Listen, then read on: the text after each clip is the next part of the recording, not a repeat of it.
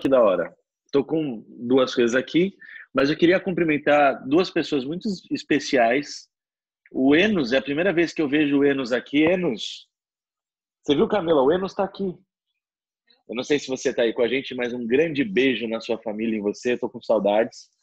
E o César Boanerges, um grande amigo nosso, amigo do Eumano, meu amigo também. Ele deve estar com a família dele, com o Davizinho, com a Lari. Um beijo para vocês, sejam bem-vindos também, tá? Para participar desse momento legal, lembrando os velhos tempos. Dá um joinha pelo menos, ô César. Mas beleza. Agora, uma alegrias. Legal. Gente, vamos lá então. Mano, vamos abrir o seu microfone aí. Eu não sei quem estava online ontem nas lives. Ó, ele está lavando a louça, a Camila também. Não, ela está lavando a salada. Não sei quem estava online ontem na nossa live das 21 horas, mas a gente teve uma conversa muito legal, muito bacana com o Bruno Eumano. Como nem todo mundo estava online, eu vou pedir para o Eumano você se apresentar de novo, para que a galera te conheça, e depois a gente já vai introduzindo a nossa conversa, lembrando que todo mundo é convidado a fazer parte dela também. Legal. Gente, primeiro assim, né, obrigado pelo convite, Didio. É um prazer estar aqui com vocês. Estou acompanhando a classe aqui nas últimas semanas, quase todas, praticamente. Se não todas mesmo. E gosto muito de acompanhar vocês aqui, acho bem legal a classe. E, bom, meu nome está aí, né? O Didio já falou. Eu sou Bruno Eumano, sou jornalista. Eu trabalho na Novo Tempo.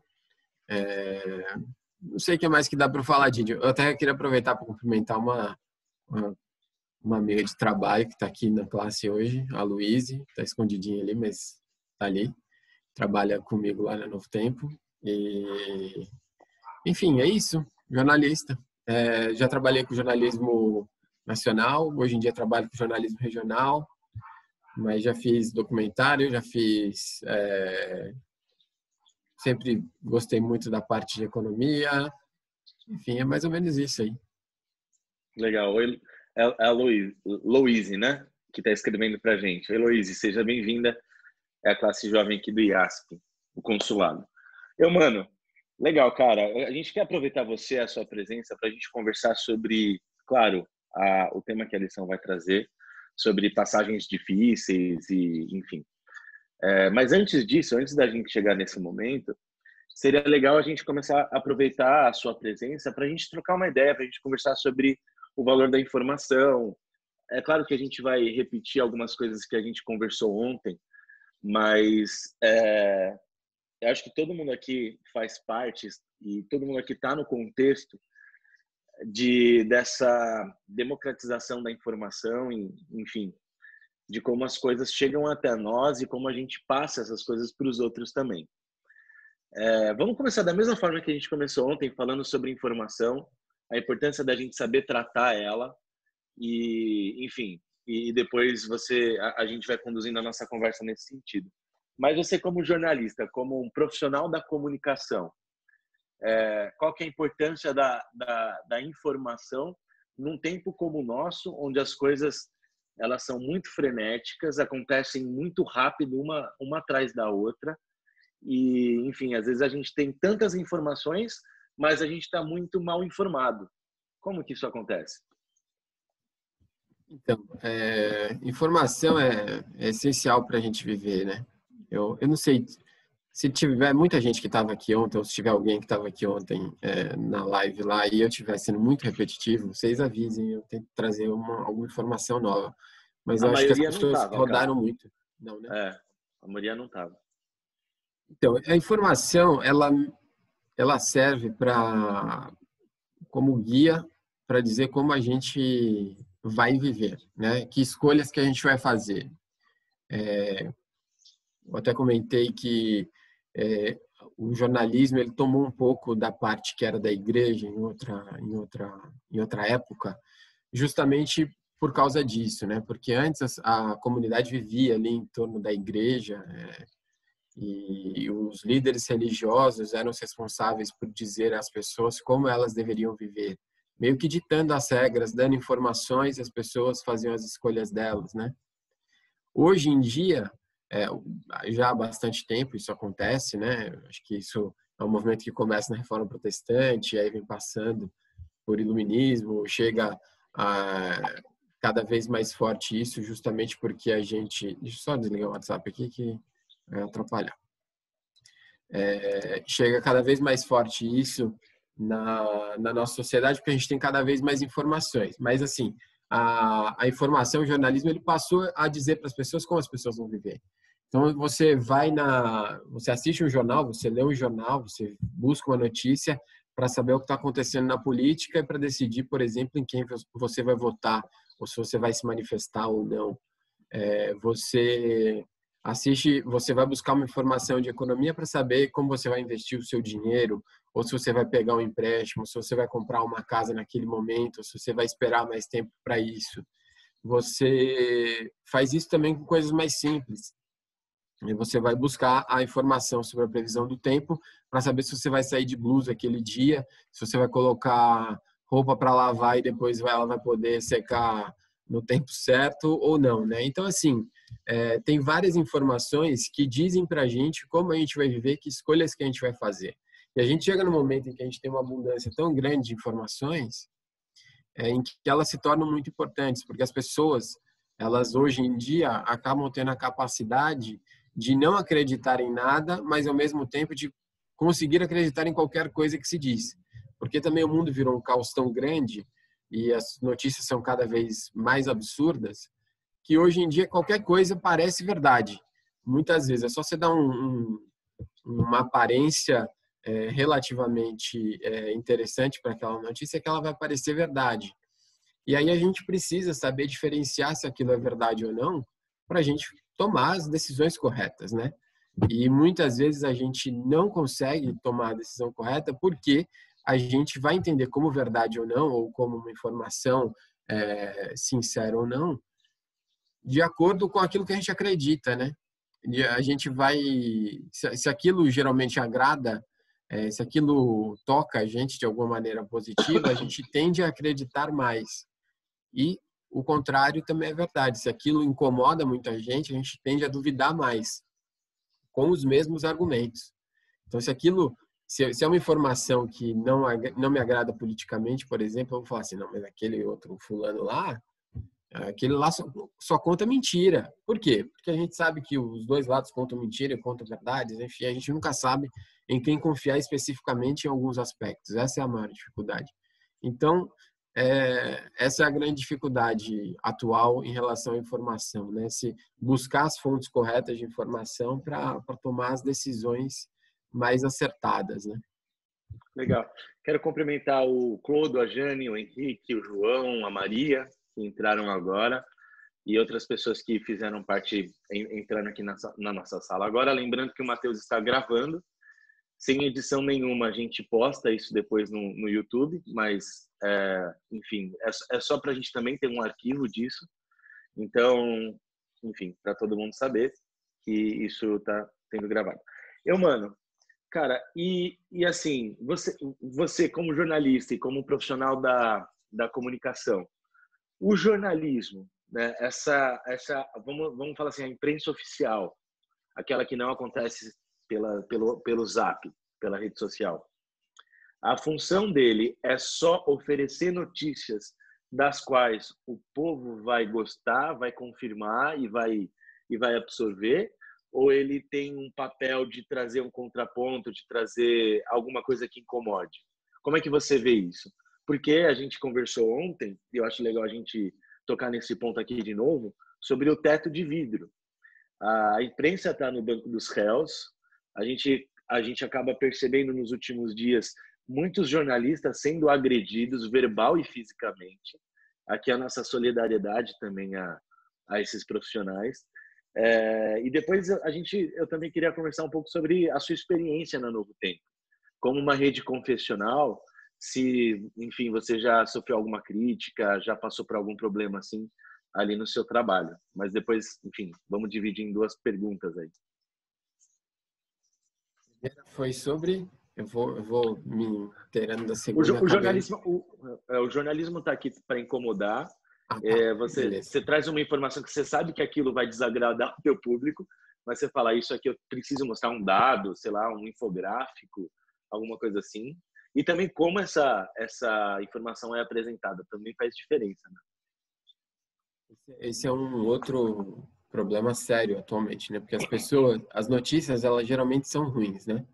Tem uma expressão em inglês sobre jornalismo que fala assim: bad news is good news. Né? Notícia, o que eles querem dizer assim, notícia boa mesmo é notícia ruim. Por quê? Porque se você fala uma notícia boa, você praticamente está fazendo uma publicidade, né? Você está fazendo uma propaganda daquilo. E a função do jornalismo não é essa. Não há nada errado com a publicidade. Ela tem o seu espaço, mas são formas diferentes de comunicação.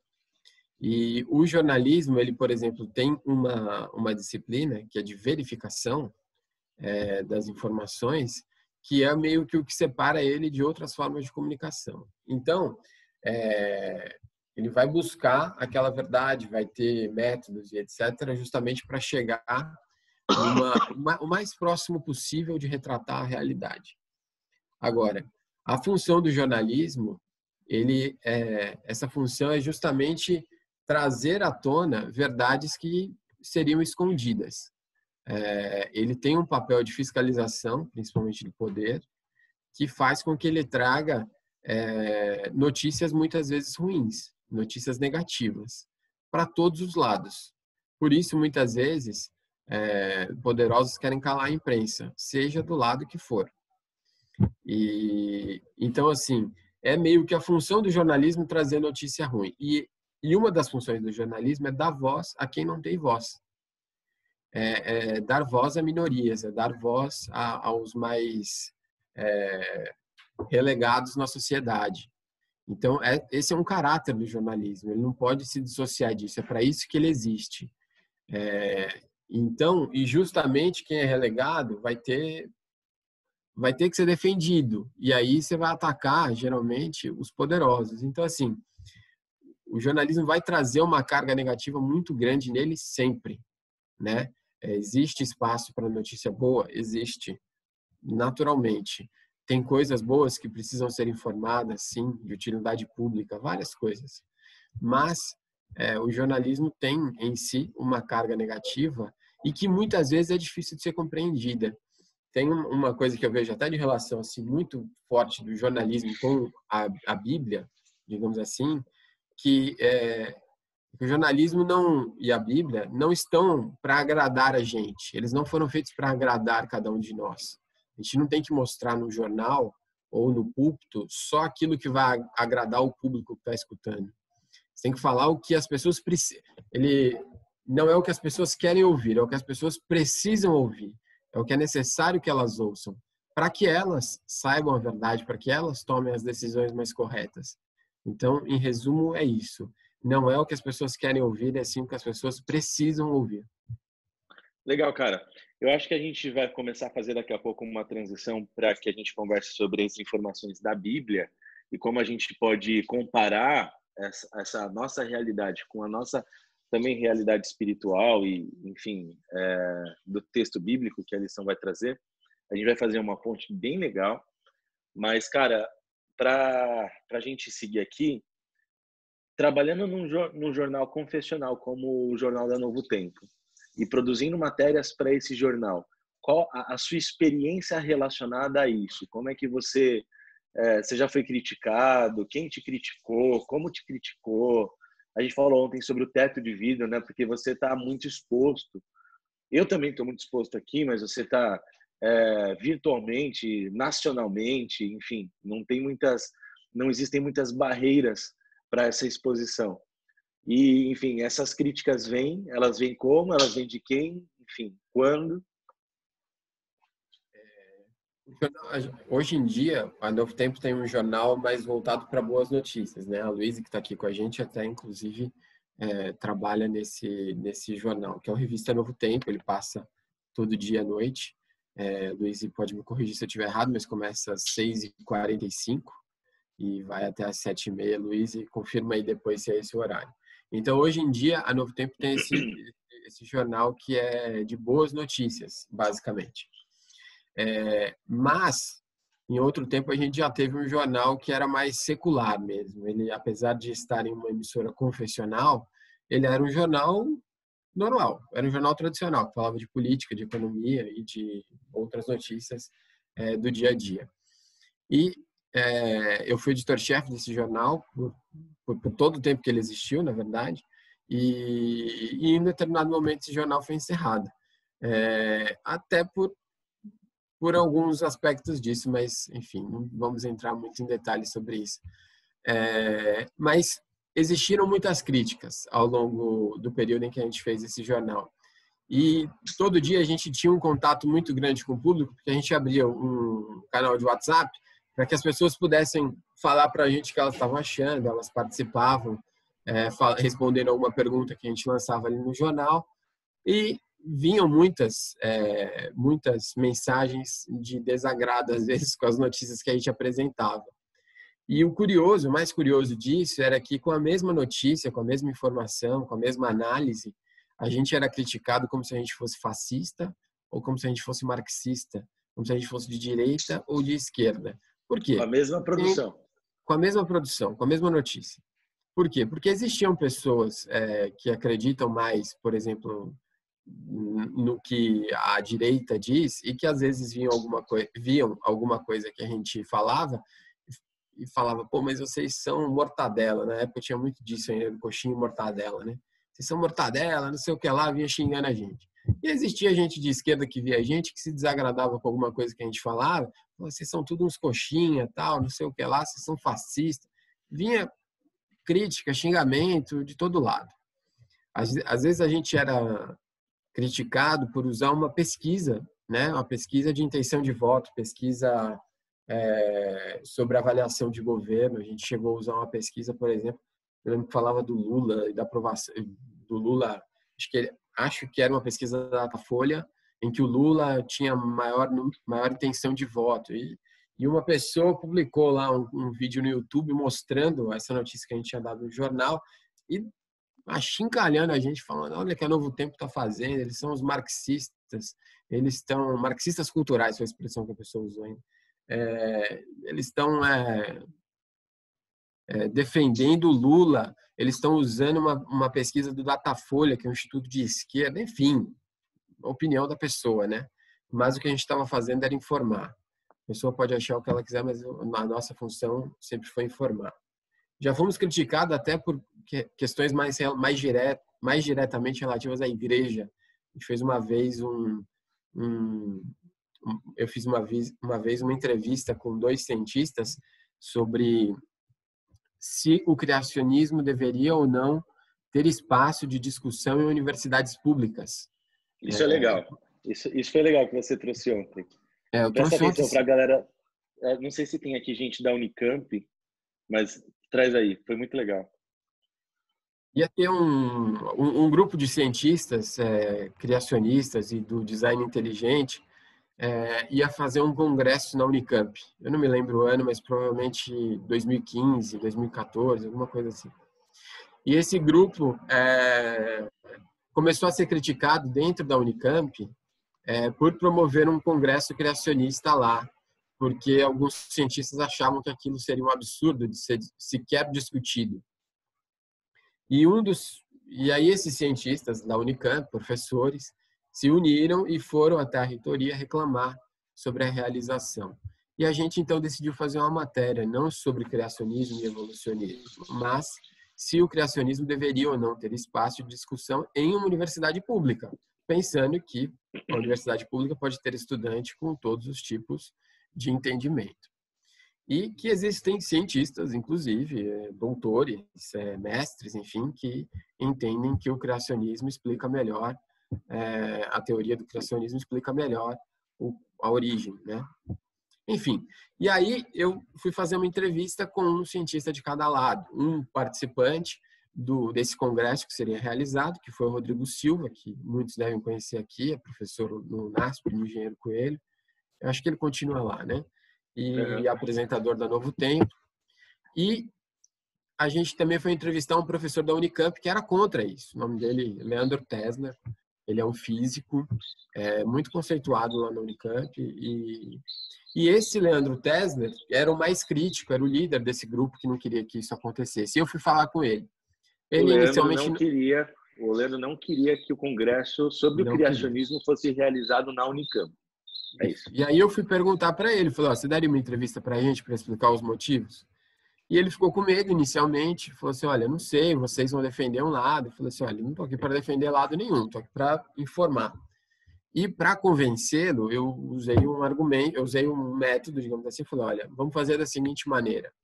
Eu vou fazer 5 perguntas para cada um de vocês, para você e para o cientista do outro lado. São as mesmas 5 perguntas. E eu vou dar a cada um de vocês 10 minutos para responder essas 5 perguntas. Vocês dividem esses 10 minutos como vocês entenderem que é melhor.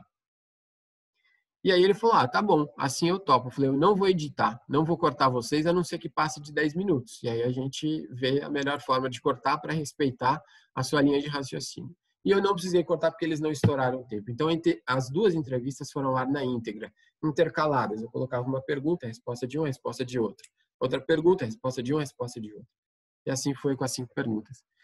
Aquilo ficou um material interessante, repercutiu bem. Esse Leandro Tesler mesmo, esse físico, ele tinha um blog que era muito seguido na época, não sei como está hoje, mas ele publicou um post lá agradecendo a gente pela isonomia, pela imparcialidade, por abrir espaço em uma emissora confessional, em uma emissora cristã, para que ele apresentasse os argumentos dele sobre os motivos dele não querer que aquilo fosse feito. O Rodrigo Silva gostou e os 2 ficaram super amigos depois. Um entrou em contato com o outro e os 2 ficaram amigos, saíram para almoçar e acho que mantém uma relação até hoje. Se eu não me engano, eu vi um relato recente do Rodrigo Silva falando sobre ele. Os 2 mantiveram uma relação. Então foi uma coisa muito saudável. Mas dentro da própria igreja surgiram alguns profissionais, algumas pessoas que criticaram isso. Mas não criticaram que a gente deu espaço para o evolucionismo, eles criticaram que a gente estaria sendo tendencioso, fizeram uma conta maluca lá para dizer que a gente deu menos espaço para o evolucionismo e que assim a gente estaria perdendo a nossa credibilidade. Mas a conta que eles fizeram tinha sido errada, porque a gente tinha dado o mesmo espaço para os 2. Então, saíram criticando a gente fortemente em grupos. Na época não tinha WhatsApp, era um grupo de e-mail de jornalistas que existia. E aí saíram assim, detonando a gente, né? E aí a gente, enfim, se defendeu, mostrou que essas pessoas que estavam criticando estavam erradas, mas sempre existem críticas, né? Sempre vão existir esse tipo de críticas, principalmente quando alguma coisa não agrada a alguém, né? Muito bom, cara. Eu acho que é legal a gente trazer essa reflexão, porque muitas vezes a gente faz parte das pessoas que criticam e muitas vezes a gente é criticado também, porque a gente não é nenhum profissional da imprensa nem da informação, mas a gente replica informações o tempo todo. A gente não é, em nenhum momento, é o que eu acho. Nós somos humanos, pastores, jornalistas, membros de igreja, e tudo que é humano nos convém, inclusive um posicionamento. Até quando a gente não se posiciona, é uma forma da gente se posicionar. A nossa forma como a gente vai dizer aquilo que a gente acredita e repassar as informações, aí tem a ver com índole, tem a ver com caráter, tem a ver com honestidade, como a gente se aproxima daquela fonte de maneira honesta.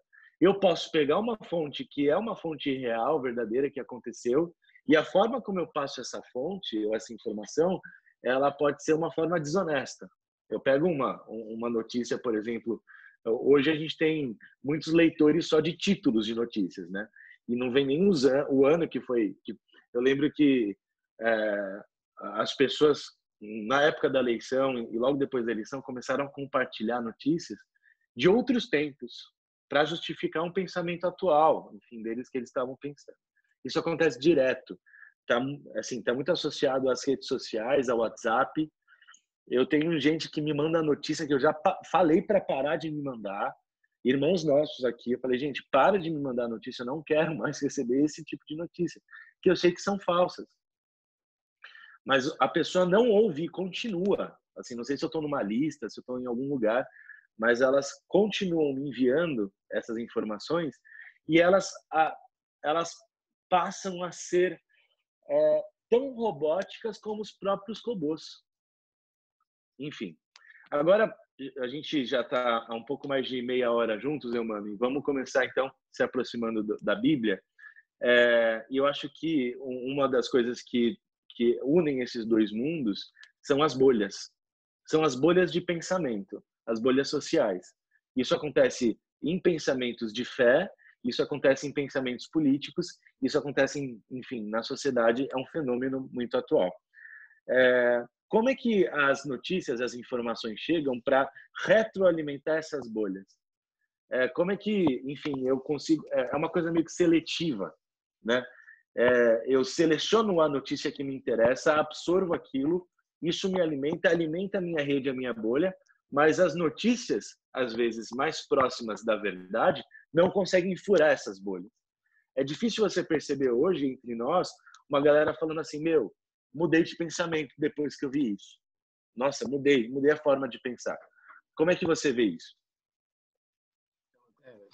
Um pouco nessa ponte que você já falou, né? Só para a gente não deixar de lado o contexto todo, né? Se a gente pega o principal verso da lição dessa semana, né? 2 Pedro 3,16, tem uma parte que fala assim, há certas coisas difíceis de entender que os ignorantes e instáveis deturpam, né? Isso acontece nos dois contextos, né? Do mesmo jeito que as pessoas fazem isso com a Bíblia, fazem com as notícias, né? Então a gente vai pegar o que acontece. Existem interesses de todos os lados e vai ter produção de notícia e de conteúdo dos dois lados. Para todas as linhas de pensamento vai ter uma produção de notícia. Então, o que geralmente esses grupos vão fazer, eles não vão contar uma mentira completa. Eles vão pegar uma coisa que é verdade, pode ser inclusive total verdade, mas que fora de contexto não vai fazer sentido ou vai perder completamente o sentido que deveria. E é desonesto fazer isso, né? É injusto fazer isso. É você pegar um dado e falar, por exemplo, vamos supor que numa cidade qualquer, vamos supor que eu seja prefeito aqui da cidade onde eu moro, né? Jacareí, e eu falo assim, aqui tem 200 mil habitantes, e 10% da população aprova o meu governo, então 20 mil pessoas aprovam o meu governo. Então eu lanço lá uma notícia, 20 mil pessoas aprovam o governo de Bruno. Mas, pô, e as outras 180 mil? Entendeu? Se eu só lanço esse dado, vai parecer que está ótimo. Isso é um exemplo muito simples, está muito pequeno. Se faz isso com coisas muito mais graves e muito mais difíceis de entender, né? Então, assim, você pega uma meia-verdade ou uma verdade fora de contexto e cria uma informação em cima daquilo. E a partir disso, a gente vive em rede social hoje em dia, né? E as redes sociais são feitas de algoritmos para nos abastecer bem, para nos abastecer de acordo com aquilo que a gente gosta, para que a gente passe mais tempo nessas plataformas. Eles não querem que você veja uma notícia de verdade, aí mesmo que aquilo te desagrade, porque se você vê aquilo e aquilo te desagradar, você vai sair do Instagram, você vai sair do Facebook e etc. E eles não querem isso, então eles vão sempre te alimentar com mais coisas do que você gosta. E você mesmo, se você começa a ver em um site, fala, não, vou buscar no site das notícias. Aí você começa a entrar no mesmo site, vê muita coisa que você fala, não, isso aqui não faz sentido, isso aqui é mentira. Mesmo que seja verdade, você vai parar de frequentar aquele site e vai frequentar outro que vai falar coisas mais interessantes para você. Por isso que é importante a gente sempre estar aberto a diálogo, né? E a gente vai se enfiando nessas bolhas cada vez mais, vai ficando cada vez mais complicado a gente se abrir a esse diálogo, se abrir para escutar outras pessoas com opiniões diferentes, com não opiniões, mas visões diferentes, análises diferentes da sociedade, né? É importante a gente se abrir para escutar as outras pessoas. O cristianismo é isso, né? O jornalismo é isso. Você tem que escutar as outras pessoas para entender o lado de todo mundo, para saber se aquilo que você está falando é justo ou não é, faz sentido ou não faz, né? Acho que é mais ou menos por aí. Cara, eu acho que tá muito bacana. Eu tô gostando de conversar mais uma vez sobre isso. Parece que é a primeira vez que a gente está conversando. Eu quero agora chamar o pessoal que está com a gente aí, acho que, eu não sei quantas pessoas estão, 20 e poucos, né? Não sei. Galera, uma pergunta que vocês podem se fazer e vocês podem compartilhar com a gente também, escrevendo ou falando. Mas vocês já compartilharam uma notícia que depois vocês viram que era falsa? Como é que você se sentiu depois disso? Ou você já acreditou numa notícia que depois você viu que era falsa? Ó, o Enos escreveu aqui. Você pode ler para mim, Matheus? Eu não consigo ler. Está perguntando se a entrevista que você fez, Bruno, com cientistas, está disponível no YouTube. Tá sim, é uma coisa bem antiga, eu vou procurar e depois qualquer coisa eu mando aqui para vocês. Se quiser, posso procurar aqui também. Eu nem sei como vai estar o nome disso. Vou procurar rapidinho enquanto o Didio faz essa intervenção aí e aí eu já tento mandar. Legal, Enos. Acho que é muito importante. Isso tá registrado e a gente vai poder acompanhar muito. O Eumano passou isso assim, se encaixou bem naquilo que a gente está tentando trazer. Quem mais, pessoal? Eu não lembro de ter conversado com vocês sobre isso, mas eu sei que faz parte da vida de vocês, do dia a dia de vocês, esse lance com as informações. Vocês já receberam uma notícia que vocês desconfiaram? Olha, Edilene, lê aí pra gente, Matheus. Ela falou que sim, muito ruim. Depois tive que tentar consertar e refazer a notícia. Legal, Edilene, já. Beleza. Vocês já viram amigos de vocês ou parentes de vocês replicando notícias falsas?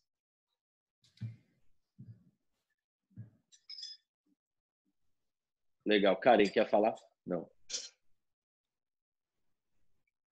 Tá, beleza.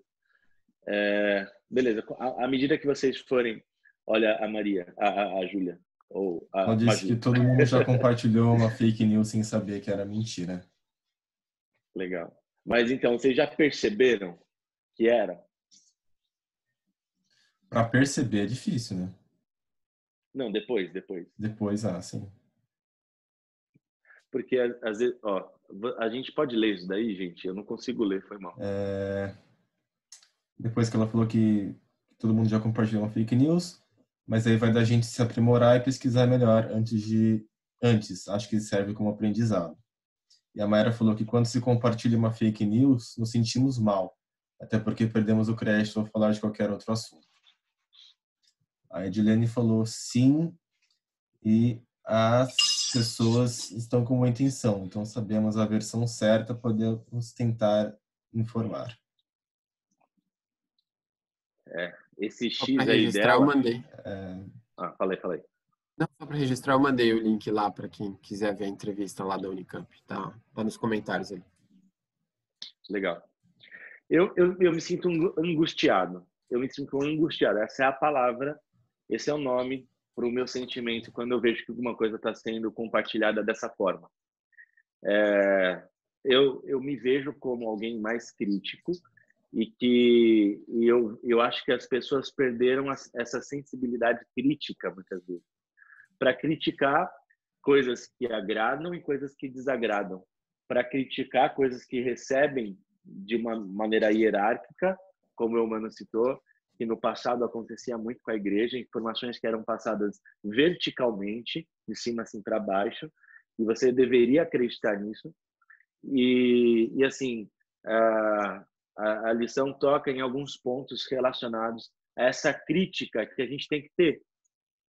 A nossa visão tem que ser crítica. Tem que ser crítica para tudo que cerca a gente, porque é assim que a gente vai atribuir juízo de valor para aquilo. Então, parece que quando uma informação vai de encontro, como o Mano estava falando, com aquilo que eu acredito, com a minha bandeira, eu não tenho problema em criticar aquilo. Eu vou sem filtros recebendo e passando.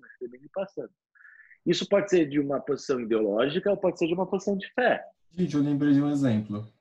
Diga. Quando começou essa coisa do coronavírus, teve um vídeo que ficou bem famoso de um...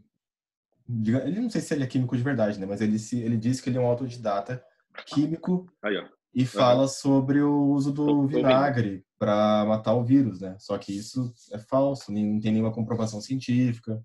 E muita gente Não compartilhou acredito. isso. Será que é falso? É. Cara, bebi vinagre de maçã, vinagre de álcool, mergulhei no vinagre e parece que é falso. Puxa vida. Mas as pessoas acreditam, né, mano? Sim. Existe uma estética. As pessoas, às vezes, elas têm um dom de comunicar coisas, com malabarismo de palavras. E você vai olhando essa estética e você fala, não tem como isso ser mentira. É impossível. Lê o que a Karen postou aí, gente. Ela tá falando sobre aqueles vídeos de pessoas caídas nas ruas quando começou a pandemia. É verdade, Karen. Meu, e acontece muito. Eu separei, mas eu não consigo. Eu separei uma notícia, mas não sei se ela é verdadeira, por isso que eu não vou passar. Mas de gente que morreu no México por causa de fake news. Assim, a pessoa foi linchada pelos populares porque eles acreditavam que aquele homem produzia um tipo de magia negra com crianças. Só que não era verdade. E ele foi linchado por causa no disso. Brasil também, Didi. Aconteceu no Brasil? Eu, no litoral, acho que foi no Guarujá, uma mulher É verdade. foi linchada também porque acreditavam que ela estava envolvida com alguma coisa de tráfico de crianças, alguma coisa assim, eu não me lembro a notícia. E depois foram ver que não tinha nada a ver. Pois é. E pessoas são linchadas. Esses dias, naquele programa da Record, à tarde, eu não tenho TV aqui para não assistir ao vivo, mas eu vi a repercussão. Não sei se vocês viram. Quando um cara... Depois você vai ler o que a Mai postou, mas quando um cara... ele foi assassinado, e aí o repórter ou o jornal, não sei quem fez isso, não manjo dos pormenores da produção de um jornal, mas naquela faixa que fica embaixo do jornal, qual que é o nome dessa faixa? De PC. GCE. Apareceu assim, qual que é o nome? Agiota é assassinado em tal lugar. E foram entrevistar imediatamente a filha desse cara. E aí as primeiras palavras da filha foram: gente, meu pai não é agiota, de onde vocês tiraram isso? Né? Vocês estão caluniando a imagem. Meu pai que acabou de morrer e ser assassinado. Aí o jornalista, não sei nem se é jornalista, mas ele fala assim, o apresentador: não, isso não interessa. O que interessa é a gente descobrir quem matou seu pai. Puxa, é claro que interessa, né?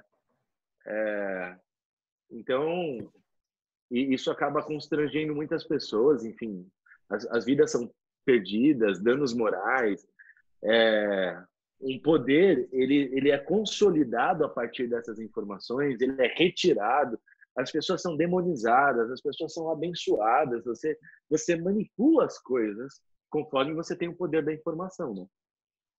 O César colocou aí no comentário o famoso caso da escola base, né? Esse é um dos que é mais falado na faculdade de jornalismo, porque é um caso antigo e que teve uma repercussão muito interessante. Os jornais publicaram uma manchete que era assim: Kombi era motel na escolinha do sexo. Essa era a notícia, para dizer que os donos de uma escola eles abusavam das crianças. Isso foi tido porque acho que uma mãe identificou que uma criança estava com alguma lesão, foi na delegacia, construíram um caso absurdo em cima disso, que era todo mentiroso, mas levar o delegado com muita ânsia de aparecer, começou a espalhar aquilo para a imprensa, todo mundo publicou, foi um absurdo. Acabaram com a vida dos donos daquela escola, depois descobriram que era tudo mentira.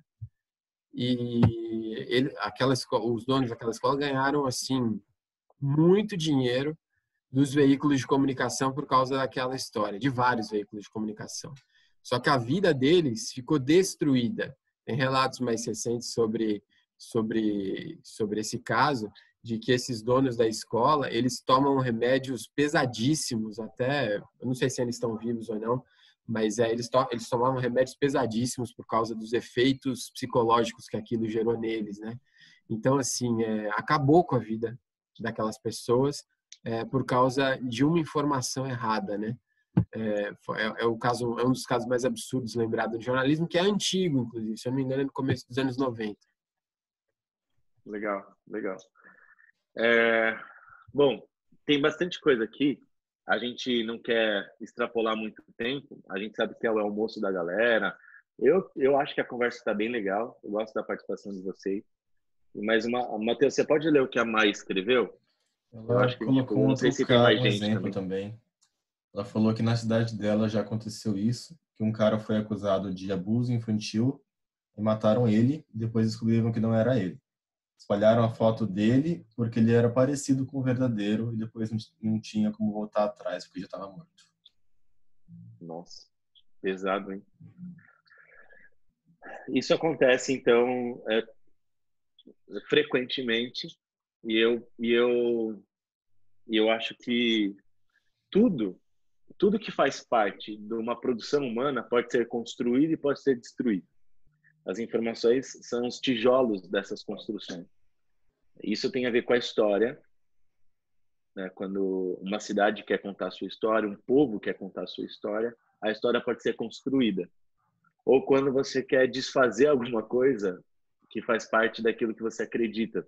Isso se chama revisionismo. É quando a ciência, a história, entra de novo no banco dos réus, como as mídias, enfim, a imprensa, e ela passa a ser revisionada a fim de reconstruir o passado, para que o passado seja utópico e para que as pessoas olhem para o passado dessa maneira. Isso se chama reacionarismo, né? Os reacionários.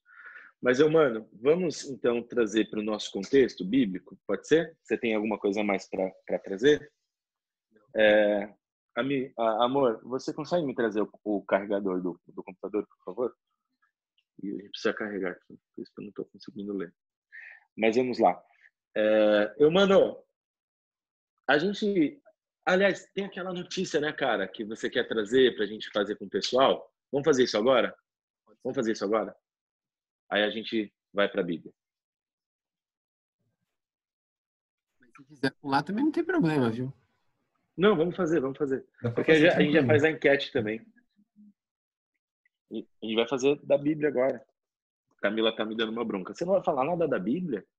Vamos, a gente vai falar. Deixa eu ligar aqui. Mas faz aquele lance da... Quando estiver Pra pronto, eu pode falar a notícia? compartilhar. Não, se quiser pode compartilhar a tela. Eu não vou ter a tela aqui agora. É melhor. Eu achei que você ia lançar em enquete, Didio. Eu te mandei tá. até achando que você ia lançar enquete, mas não tem problema. A gente pode jogar aqui, de repente as pessoas vão comentando aí. Deixa eu lembrar aqui qual que era. A notícia era de que prefeitos estariam aumentando o número de casos de Covid-19 durante esse período de pandemia para receber uma verba maior, um repasse maior de verbas do governo federal. Aí a dúvida é, vocês achariam que essa notícia é verdadeira ou que ela é falsa?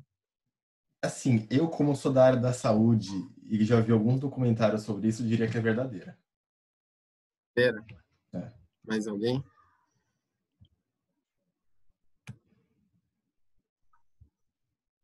Bom, as pessoas vão comentando aí, depois a gente revela. Tá, beleza. Matheus, entra então na nossa primeira enquete aí para a galera responder. Primeira Você e única. acha que existem erros na Bíblia? Sim ou não? A Notinha falou que também acha verdadeira a notícia.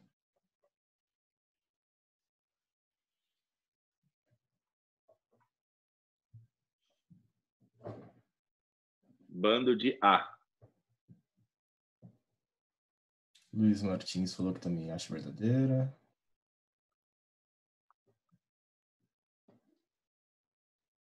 O Thomas está falando que ele já achou um erro na Bíblia com relação à pergunta. Uhum. Thomas, quer falar para a gente qual que foi o erro?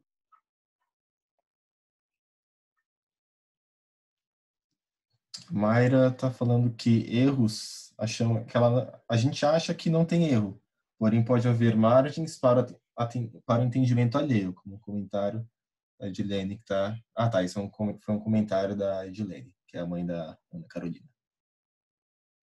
Legal. Já compartilha com a gente o resultado? Ainda falta um bocado de pessoa responder. Pode terminar? Pode terminar, não tem problema. Legal. Uhum. Bem dividido, hein? Bem dividido. Metade, metade. Mano, você acha que tem erro na Bíblia? Que a Bíblia tem erros? Depende de que tipo de erro você está querendo dizer. Ó, Eu o respondo Tomás que colocou aí não. no comentário, acho que é João, não sei se é João 40:15. Eu respondi que não, Didi. Por que eu respondi que não? Porque eu estou levando em consideração a essência. Eu acho que podem existir erros de tradução, de eventualmente uma cópia, mas que não vão alterar a essência da mensagem. Então, eu diria que não existem erros, mas eu entendo que respondeu que existem erros sim, porque pode estar levando em consideração esses erros de cópias e traduções, né? E de ciência, será que a Bíblia erra a ciência também? A Bíblia é científica. Oi? A Bíblia é científica? Então, eu acho que a gente precisa trazer vamos tentar dividir aqui uma coisa bem simples. A palavra pode ser um pouco difícil, mas vocês são universitários. A gente consegue matar essa numa boa. O que é errante e o que é inerrante. A maioria do cristianismo hoje acredita que a Bíblia é inerrante, ela não possui nenhum tipo de erro. Que todos os erros podem ser explicados. Todas as passagens difíceis podem ser explicadas. A maior parte do cristianismo. Por quê? Porque isso está associado a um contexto de inspiração. Quem é que passou aquela informação para a Bíblia? A gente estava falando de informação agora, vocês vão entender a ponte daqui a pouco. Quem é que passou a informação para o papel ou para o manuscrito? A maioria do cristianismo acredita que essa inspiração é como se o autor fosse uma pena do próprio Deus, uma caneta de Deus. E Deus simplesmente escreveu exatamente tudo aquilo que está escrito lá. A outra forma de pensar, e eu quero que vocês se decidam antes de eu dizer, tá? Vocês têm que se decidir estudando a Bíblia. Eu acho que é assim, eu acho que é assado. Eu vou falar depois do que eu acho. Outra forma de pensar acredita que Deus utilizou homens para escrever, mas quem escreveu foram os homens. Então a Bíblia também é uma produção humana. Então, essas pessoas vão olhar, por exemplo, o que está escrito em cima da cabeça de Jesus na cruz. Os 4 evangelhos trazem coisas diferentes. A inerrante, a versão inerrante vai tentar explicar isso, essa informação. Não, é porque eram 4 placas. Não, é porque a placa era grande, dava para escrever muita coisa. Então, tem vários tipos de explicação em relação a isso. A parte errante fala assim, não, são pontos de vista dos evangelistas. E eles quiseram escrever isso. Agora, Mateus vai trazer a genealogia de Jesus, até chegar em Jesus. E você percebe uma simetria na genealogia de Jesus. Os versos estão simétricos, eles têm números. E quando você olha para aquilo, você fala, e você olha para a Bíblia, para o Antigo Testamento, você fala, essa genealogia está errada. Está faltando gente. Tem gente que não devia estar lá. Só que aí a gente, estudando o texto, a gente percebe que Mateus, o evangelista, usou uma técnica chamada gematria. É uma questão de números. Os judeus, ele escreveu para judeus, e os judeus estavam acostumados a ter números simbólicos. E os números da genealogia de Jesus, essa simetria, eles apontavam para Davi, porque Mateus queria dizer o quê para os judeus? Esse é o filho de Davi, esse é o rei. Vocês entenderam? Então, existe um porquê atrás disso, mas é errado. Não está certo aquela genealogia, não é, foi exatamente assim. E tem outros tipos de coisas. Vou compartilhar com vocês. Eu saí aqui nessa Zoom aqui, mas se alguém puder abrir, ou Matheus, se você conseguir compartilhar com a gente, em Josué 10, 13.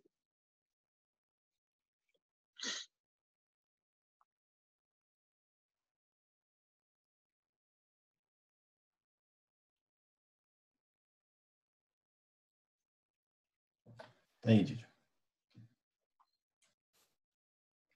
Lê a partir do 12. Então Josué falou ao Senhor, no dia em que o Senhor entregou os amorreus nas mãos dos filhos de Israel, e disse na presença dos israelitas: Sol, detente em Gibeão, e tu, lua, no vale de Aijalon. E o sol se deteve, e a lua parou até que o povo se vingou de seus inimigos. Não está isso Olha escrito só. no livro dos justos?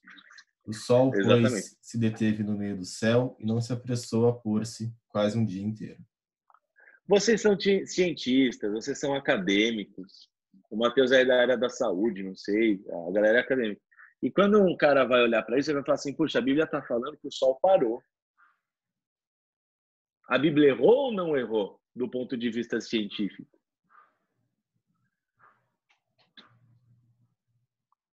Se eu quero justificar a Bíblia, pode apagar aí a página, Matheus. Se eu quero justificar... Então, boa, Tomás. Essa nossa forma de olhar para a Bíblia, para esses textos difíceis, a gente tem duas reações a ela que tem a ver com aquilo que o Eumano estava trazendo na primeira parte da lição. A forma honesta, ou a gente pega o nosso pensamento e tenta explicar a Bíblia para justificar o meu pensamento. Isso é desonesto. Por quê? Porque lembra sempre da lição, cara. Não se esqueça dessa lição, que ela está sendo muito, muito legal nesse sentido. A Bíblia não é um texto científico. Não é. Então, ela não está aqui para dizer se a Terra gira em torno do Sol. Ela não se importa em relação a isso. O que ela está dizendo? Que existe um autor que estava neste evento, olhou para o céu e viu o sol parado. E ele escreveu isso. Vocês estão me entendendo? Mas tem gente que olha para a Bíblia e fala assim, não, isso tem que ser científico. Então, começa a surgir, a partir desses textos, o terraplanismo. O terraplanismo não é só uma teoria cientificoide, não sei, que parece uma ciência, mas ela nasce dentro do coração da Bíblia, de um entendimento errado sobre esse texto, sobre esses textos difíceis.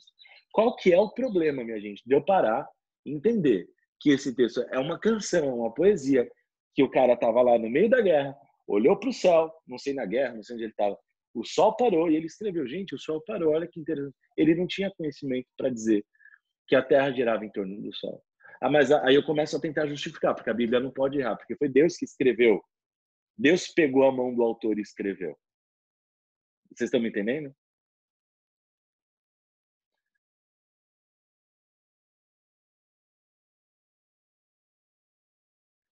Mano, tá aí? Tá do mudo aí. Que Bom, eu não escutei porque você tava mudo. sim, mas vocês entenderam o sol, tudo bem no sol, né? Eu tava falando do sol. A última frase. Por exemplo, outra coisa que é mais delicada ainda em texto difícil,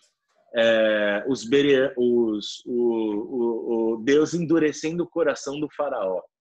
A gente tira esse texto do contexto e a gente tenta explicar as versões teológicas. Deus endureceu o coração do faraó porque o faraó já tinha um coração endurecido. E os corações que estão longe de Deus são corações duros. Mas a Bíblia, o autor se preocupa em dizer 10 vezes no Êxodo que Deus endureceu, obstinou o coração do faraó. E a gente desconecta o texto de uma luta, de uma guerra entre o Deus dos homens, que era o faraó, e o Deus Yahvé, que estava sendo apresentado. A gente a gente se distancia do texto, a gente se esquece que Êxodo é o livro dos nomes. E Yahvé demonstra o seu nome. Ele revela o seu nome no livro dos nomes. Mas o Deus dos homens, que é o faraó, não tem nome. As parteiras de Israel têm nome. O Deus dos homens não tem nome. Olha que linda essa construção. E o que ele está querendo dizer? O Yahvé, que está sendo revelado aqui, tem poder sobre o coração do Deus dos homens. Olha como ele está mostrando uma coisa sobre Deus, sobre Yahvé. Ele é soberano. E ele fala assim, é importante que o Egito saiba quem eu sou. É importante que Israel saiba quem eu sou. É importante que todo mundo na terra saiba quem eu sou. E o texto vai seguindo dessa forma. Então, me aproximar de textos difíceis é respeitar esses textos. Não é dominar esse texto, não é domesticar esse texto, porque aí eu vou estar fazendo isso com a palavra de Deus, que é indomesticável. Então, meu mano, a pergunta que eu te faço é se a gente, como uma bolha religiosa, nesse contexto religioso, na aproximação com esses textos difíceis, a gente bloqueia, fazendo o mesmo paralelo das bolhas, a gente bloqueia, a gente não deixa que uma informação chegue até nós, porque a gente quer tentar explicar tudo a partir do nosso ponto de vista. Você enxerga isso como cristão, como adventista, enfim, como é que você vê? E vocês todos também, galera. Eu me exaltei aqui porque eu me interesso por esses textos. Mas, enfim, vai lá. Cara, eu acho perfeito, assim. Se a gente pegar um princípio do jornalismo, eu falei aqui, acho que brevemente, sobre a verificação, né? A verificação é o que separa o jornalismo de outros tipos de comunicação. Ela é essencial para o jornalismo. Então, a gente tem que verificar. O jornalista tem que verificar para passar a informação, tem que buscar em mais fontes, não pode se contentar com uma informação fácil, e então ele tem que ir atrás para confirmar se aquilo vai fazer justiça ao que ele quer passar ou não. E por quê? Porque para as pessoas, muitas vezes vai ser de difícil assimilação aquela notícia e pode causar um mal tremendo. A mesma coisa acontece com a leitura da Bíblia, né? Se a gente entende uma mensagem da maneira errada, a gente pode complicar o entendimento de outras pessoas quando a gente vai repassar isso. E pode complicar a nossa própria situação diante dessa mensagem, né? Então, tem até um verso que a lição dessa semana traz, eu acho que traz, se não traz, enfim, é um verso igualmente interessante, que é em Atos 17:11, que fala assim, que fala dos judeus da Bereia, que eles eram mais nobres, porque eles receberam a palavra e eles examinaram todos os dias. Então, eles eram mais nobres por causa disso, porque eles examinaram a palavra todos os dias. Isso é o quê? Isso é a disciplina da verificação, pelo menos para mim é o correspondente aí de jornalismo e cristianismo nesse contexto, né? E quando a gente tenta fazer da Bíblia, aí aproveitando de fazer mais um paralelo, né? Tem uma pesquisa que fala que 54% das pessoas não conseguem entender as notícias, mais da metade das pessoas não conseguem entender as notícias porque elas são muito complicadas, porque elas usam termos técnicos que as pessoas não compreendem realmente. E aí, o que é ficar fácil ela acreditar? Fica fácil ela acreditar em uma notícia falsa. Porque a notícia falsa, ela não vai se preocupar, muitas vezes, em ser técnica, ela vai falar a linguagem do povo e ela vai se aproximar desse público. Não estou dizendo que isso acontece na Bíblia, porque muitas vezes a Bíblia não se preocupa em ser técnica, mas essa não é, como você estava dizendo, não é a essência da Bíblia, né? É outra coisa. O paralelo que eu quero fazer aqui é o seguinte, as pessoas, elas não vão, elas se contentam muitas vezes com a explicação que é mais fácil para elas do que com a explicação que é correta. Isso na leitura de uma notícia pode gerar uma decisão correta, pode gerar o fim da vida de uma pessoa, um achincalhamento, enfim. E na Bíblia, o que isso pode causar? Isso pode causar o terraplanismo, né? Um entendimento completamente errado, pode causar a teologia da prosperidade, que é muito simples, né? Parece que é muito fácil, e se desenvolve toda uma teologia em cima disso que passa uma mensagem completamente errada. Então, assim, a gente, às vezes, é muito mais fácil para a gente entender que, tipo, se eu fizer coisas boas, eu vou ser próspero. Se eu entregar o que eu tenho, eu vou ter tudo de volta. Quando é muito fácil aceitar um Deus que é assim, mas Deus não é assim. E ele deixa claro isso muitas vezes na Bíblia. É muito mais complexo do que isso. E a gente tem que examinar as Escrituras, como o povo da Bereia fez. A gente tem que examinar as Escrituras para entender realmente Deus e para aceitar a vontade de Deus, não de acordo com aquilo que a gente pensa, mas de acordo com o que Ele quer passar para a gente. A gente tem que orar muito para se despir de preconceitos quando a gente vai ler a Bíblia. Porque se a gente entra com um viés de confirmação, o mesmo viés que a gente usa nas redes sociais para selecionar notícias, para curtir uma coisa e não outra, se a gente entra com esse viés de confirmação na Bíblia, o efeito pode ser muito pior do que na notícia. Sensacional, cara. Viés de confirmação. É quando você já vai viciado para a informação, né? É isso. Uma definição aqui, eu posso ler assim: o viés de confirmação, a tendência natural que é a tendência natural que as pessoas têm de lembrar, interpretar ou pesquisar informações para confirmar crenças ou hipóteses iniciais. Uma das causas da polarização política, o conceito de viés de confirmação foi cunhado já há muito tempo, na década de 70, pelo Daniel Kahneman e pelo Amos Tversky. Enfim, mas é justamente isso. É o que a gente usa para confirmar uma informação que agrada a gente. Perfeito. Cara, a gente não está livre disso. Para vocês que se interessam pelo estudo da palavra, é importante a gente perceber que o povo de Deus, ao longo da história, foi formado no ouvir, não no falar. Eles ouviam a voz.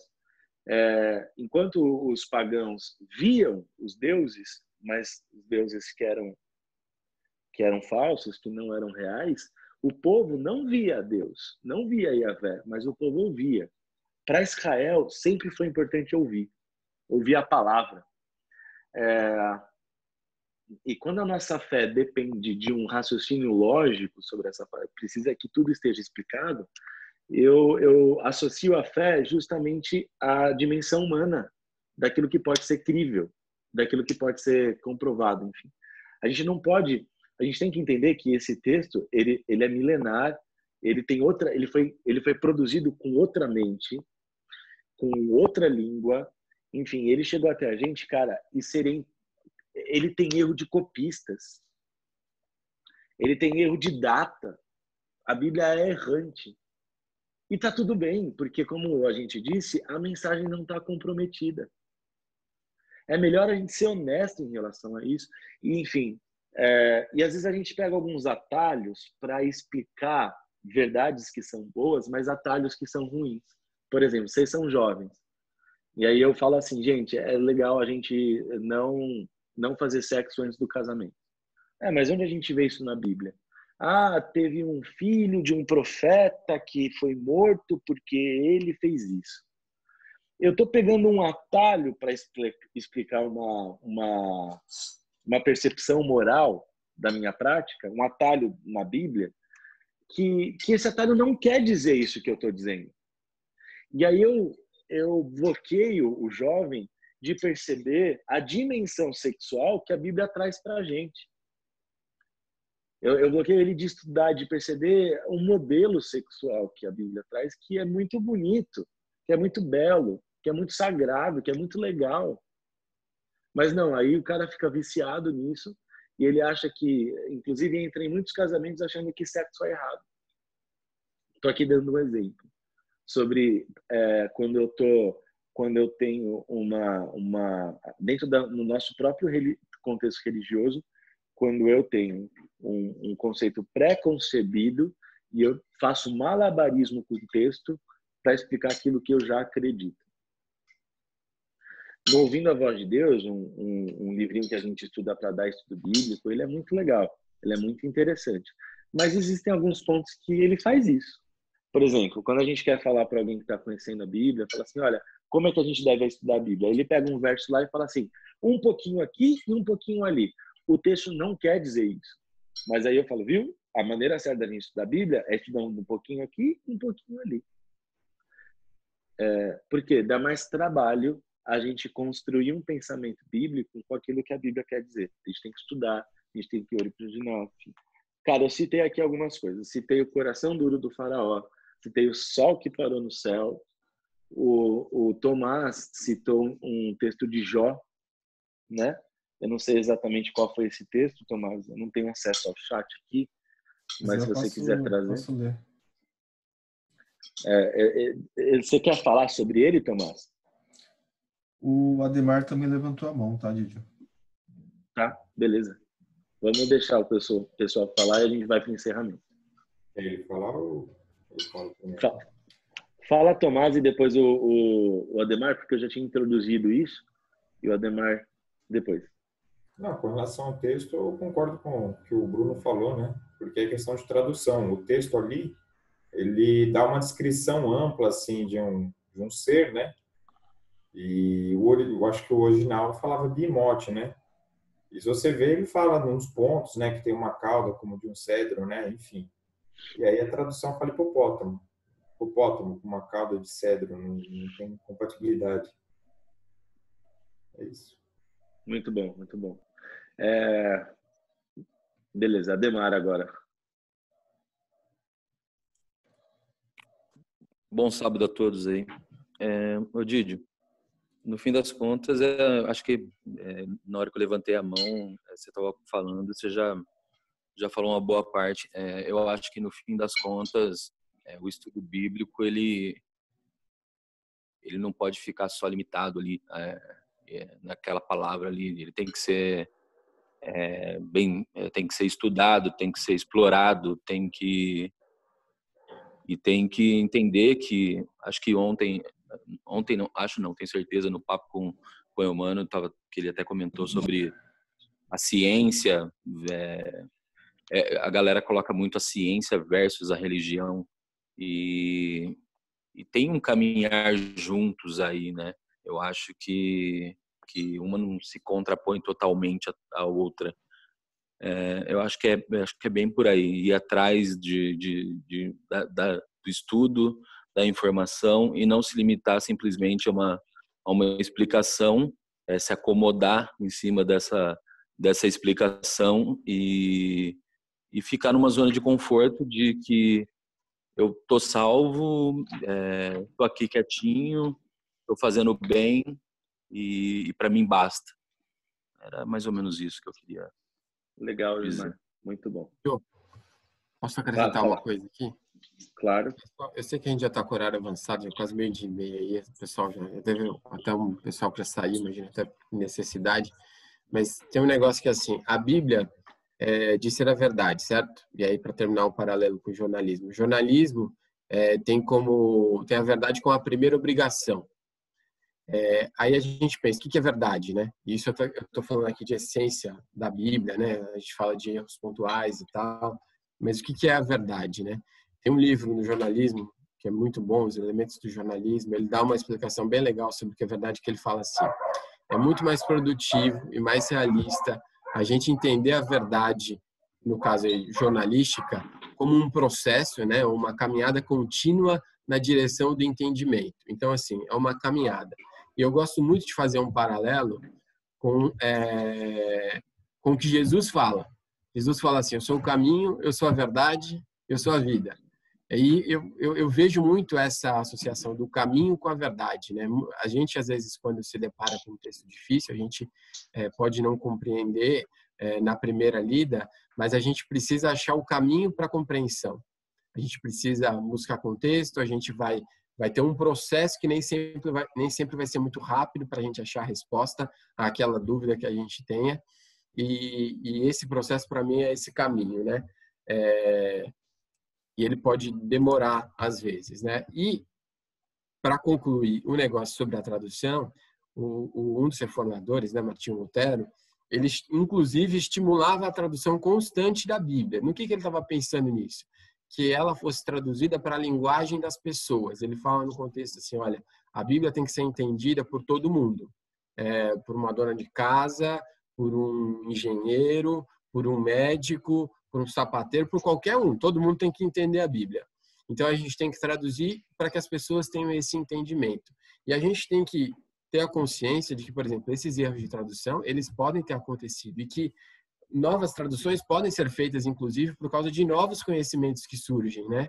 O pastor Edson Nunes, ele, inclusive, faz traduções pontuais de alguns textos ali, eu não sei se de tudo, mas, assim, com entendimentos que talvez pessoas que fizeram tradução em outros momentos talvez não tivessem, com conhecimentos novos. Então, a gente tem que pensar em relação a isso. Isso acontece em vários. Deus vai revelando a verdade, inclusive, ao longo do tempo, né? Não é tudo de uma vez, né?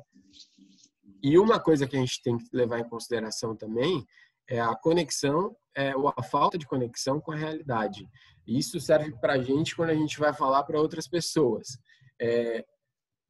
O meia-culpa, e terminando o paralelo do jornalismo com o cristianismo, meia-culpa do jornalismo é que muitas vezes o jornalismo se tornou mais falho e foi visto de maneira mais negativa pela população porque ele não se conectava com a realidade das pessoas que precisavam daquelas informações.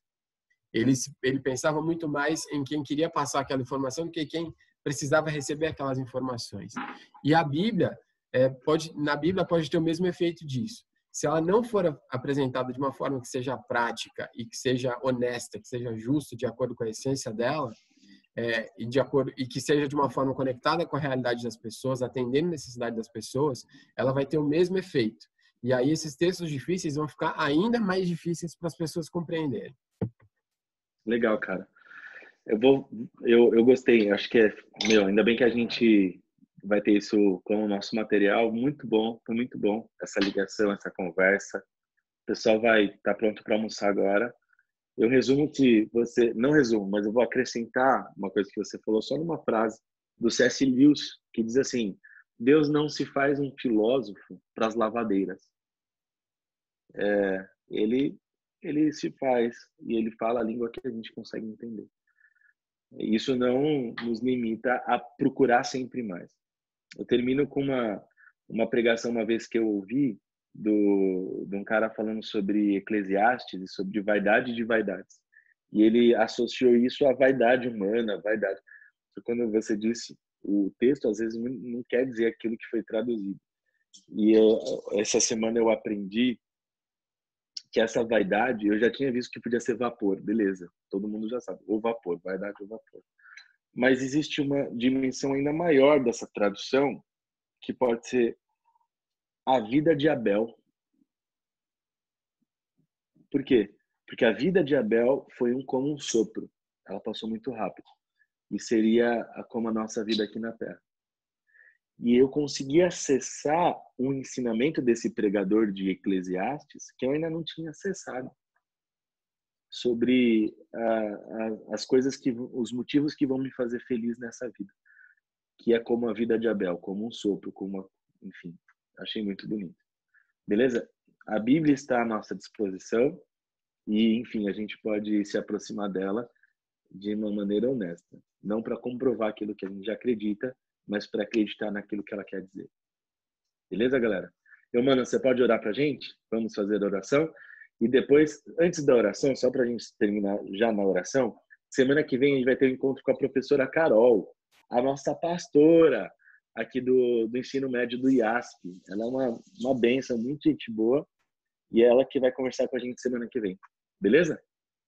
Mano. Então.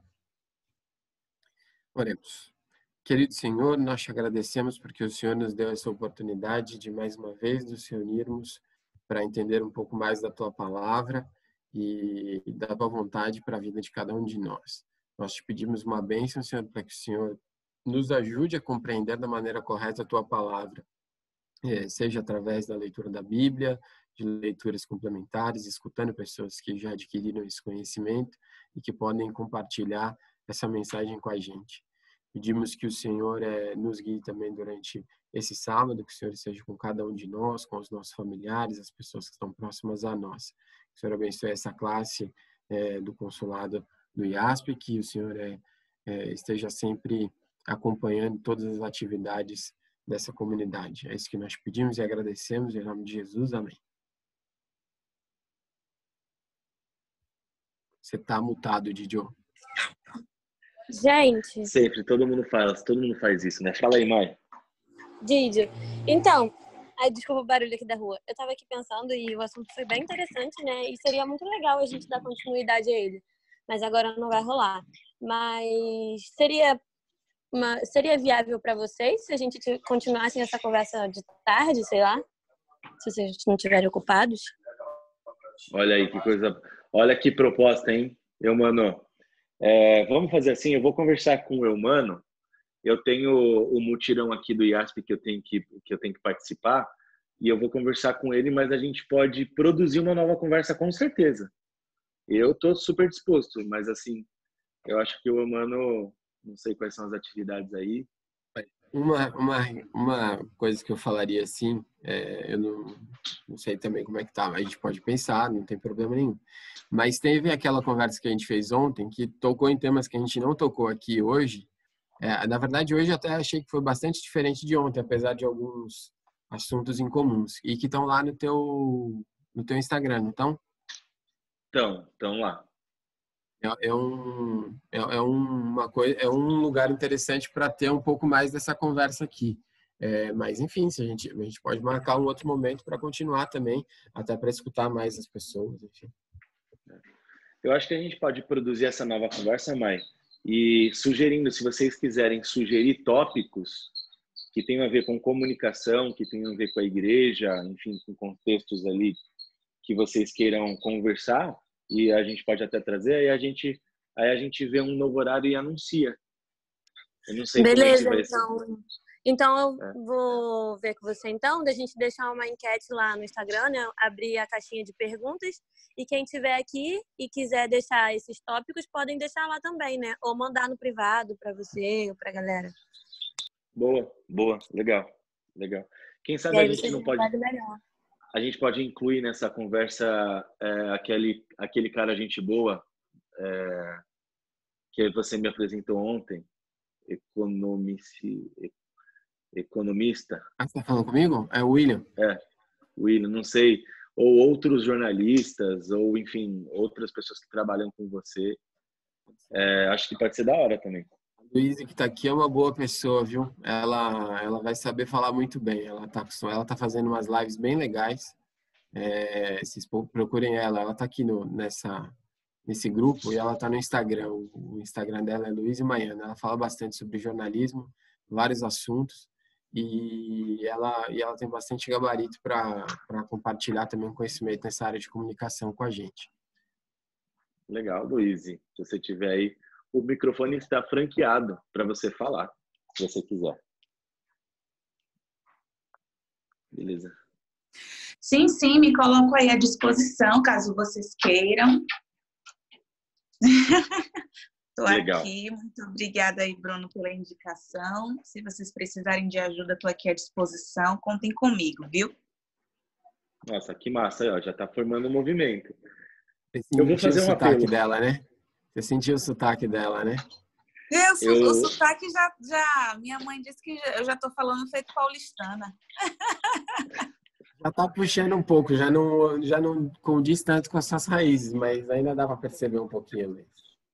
Eu tenho que voltar lá, Bruno, para renovar o sotaque. Você nasceu aonde? Eu sou soteropolitana. Nossa, a melhor cidade do mundo depois de São Paulo. Adorei Salvador. Adorei Salvador. É uma cidade maravilhosa. É legal. Gente, só um apelo que eu queria fazer para vocês, Tomás, galera que faz parte, tem uma certa frequência aí na sala, o Ademar também, para fazer parte da nossa conversa. Vamos tentar incendiar, vamos tentar derreter os gelos quando propostas assim chegarem, na renovação do nosso feed, das nossas redes sociais, em tudo que rolar no consulado, porque a gente tem se esforçado para justamente derreter uma apatia entre nós. Aqui só entre nós, tá? A maioria das pessoas já saíram. Então, quando a Mai traz uma coisa, eu não quero que ela desanime. Então, vamos tentar todo mundo, não só os mesmos, fazer parte de alguma coisa, desse movimento, tentar fazer parte da classe. Olha como ela é empolgada. Olha como ela é empolgada. Ela fala tudo no caps lock. E para a gente é uma bênção isso, porque ela dá um ânimo que a gente precisa ter. Mas eu não quero que ela desanime. Então vamos levantar isso. Sei lá, outras ideias também são bem-vindas para a gente construir uma classe sempre melhor. Beleza?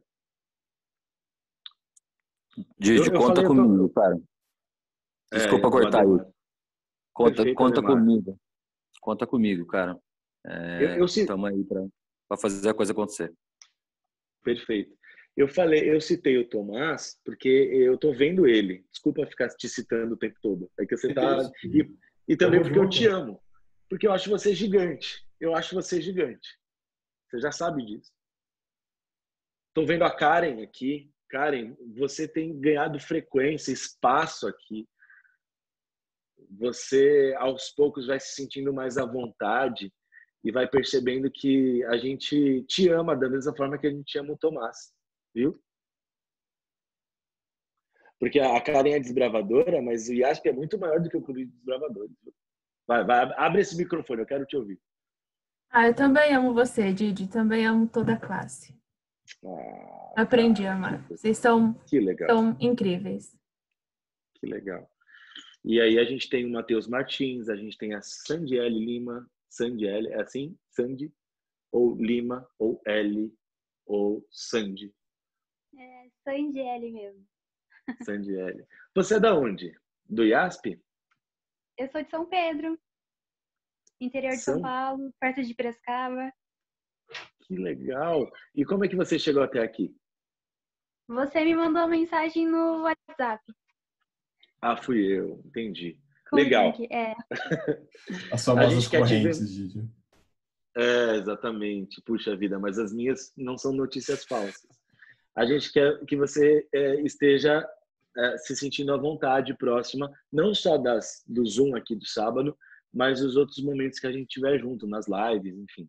Que legal, muito bom te ver. E aqui o Matheus Martins também.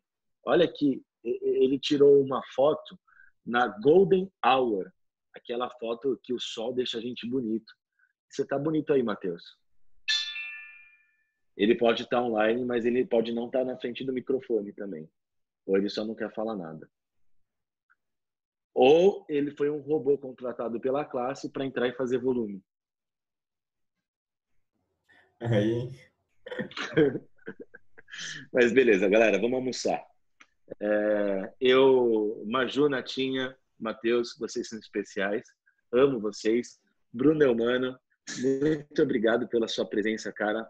Sempre você percebeu que a galera gostou muito, muito, muito mesmo. Até vamos ultrapassar esses limites aí e produzir mais coisas juntos. Inclusive um podcast, né? Legal, Eumano. Eu que agradeço a atenção de todo mundo aí, viu? Gosto muito de estar aqui. Bom almoço. Valeu. Vai, gente. Bom sábado. Bom sábado. Feliz sábado.